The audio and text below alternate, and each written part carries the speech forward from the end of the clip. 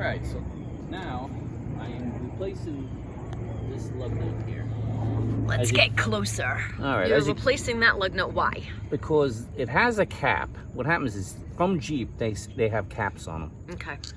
Now what I do now is I go to the auto parts store. I get the solid ones now, because then there's no cap to ever be lost. And the problem is when you lose these caps, yeah, now it's going to be hard to get this off correctly, because this could actually strip it.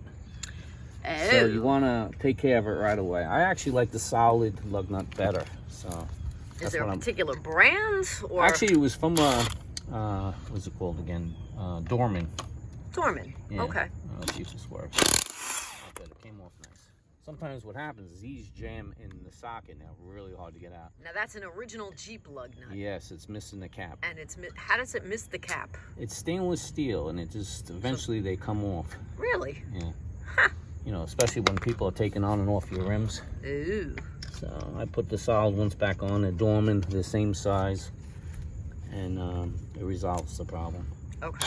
So basically, what you're saying is anybody who has a Jeep or any car that has these lug nuts where the caps are part of it. Yeah, I wouldn't never leave it on like that. You know, always keep an Okay. eye on your car, because leaving this on, what happens is this is capable of rusting.